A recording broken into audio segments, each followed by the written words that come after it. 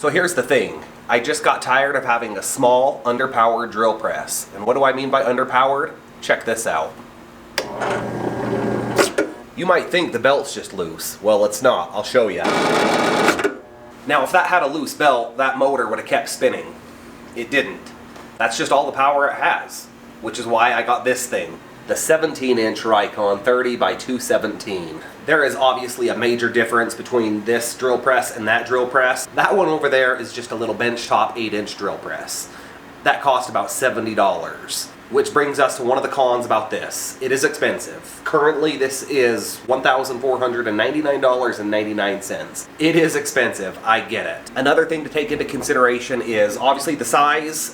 If space is limited, something like this might not be for you. For me, it's not an issue, but it is extremely heavy. It is just under 200 pounds. I did maneuver it from my truck into my garage and get it set up alone, but it was not easy. So without a mobile base like I have on the bandsaw, this is not something mobile that you're going to be moving around, into the middle of the shop. It's going to stay right where you put it unless you get a mobile base, which is something I'm going to get probably pretty soon. About the only other negative thing I have to say is that at this price point, I would like to have a laser. Some of the competitors do. I've had drill presses with the laser before, and I really like them as long as they're adjustable and you can fine tune them so they're accurate. So this does not have a laser. The 17-inch is actually the swing. So it's got a 17-inch swing. If you don't know what a swing is, it is the distance from the spindle to this column right here, times 2. That is 8.5 inches. 8.5 inches times 2 is 17. That is where 17 comes from. Now that's a lot of room, which I like. So I already mentioned it doesn't have a laser. That's one of the cons for me, but it does have a light. This light is LED. It is bright, it's easy to move around, you can move it wherever you want and it holds its place. Illuminates what you're working on, and I think that is pretty cool. And you can tell it's really strong, secure. Like I said, you can move it and put it anywhere. It stays there. And how long is it? Well, if you're wondering, it's just under 22 inches. One of the things that I really like about this drill press is the Quill lock. You press this little button in right here and you can move it wherever you want. And then you can fine tune it from there. Really quick, really easy. I love that. So in addition to this clutch style lock, which I really like, it has so much travel. I think it's just right under 8 inches. That's about 7.5 inches of travel. That is a lot of travel, and it's really helped me out more than once. It's got a cast top that's 14 by 14. Nothing spectacular there, but it will rotate 360 degrees. I haven't ever needed something like that, but hey, it's there and it does it. You can also loosen this little knob right here and move the top this way. Depending on what kind of drill press vise you have, that may or may not be something you need to do.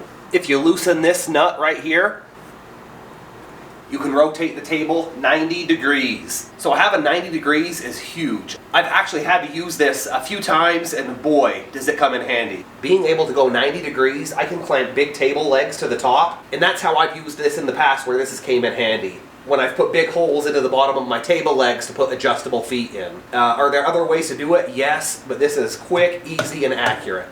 It's got a nice flat 1.5 inch depression along the outside of the table so you can put clamps anywhere you need them. Awesome. There's nothing fancy about the chuck. It's just a standard 5/8 inch chuck. The key's stored right here. I haven't had a problem with it being there, but I would like to get a magnet for it and just stick it right here on the column. But again, it hasn't been a problem. It doesn't fall off, nothing like that. I do actually have a nice keyless chuck. I just haven't put it on yet. And now the thing I like most about this is it is variable speed. So I don't have to take the hood off and move belts around. Now there is more to it than that, and we'll talk about it in just a second. But it's got a nice digital readout. If I go up, it increases the speed. Bringing it down lowers the speed. It'll go as low as 200, which is awesome for when I'm working on knives and drilling through my tang.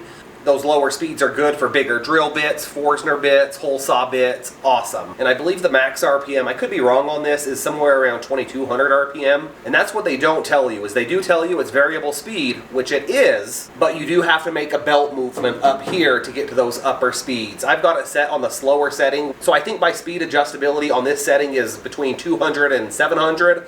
If I make one simple belt movement up here, I'll show it to you in just a second, then you have, I believe, between 600 RPMs and the full speed at 2200 RPMs. Most of my work is in the lower speed ranges.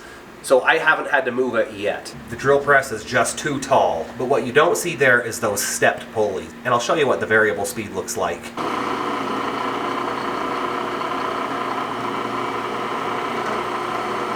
To get into those upper speeds, it's just your typical or your standard belt adjustment movements. It's just too tall for me to get my camera up there to show you. You loosen the belt up.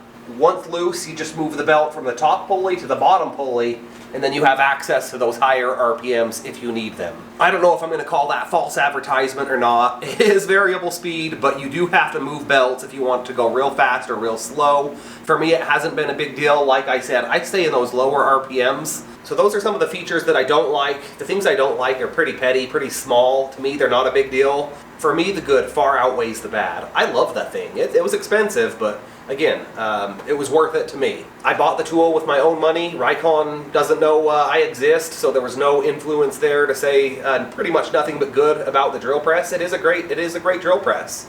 With that said, build on. We'll see you soon.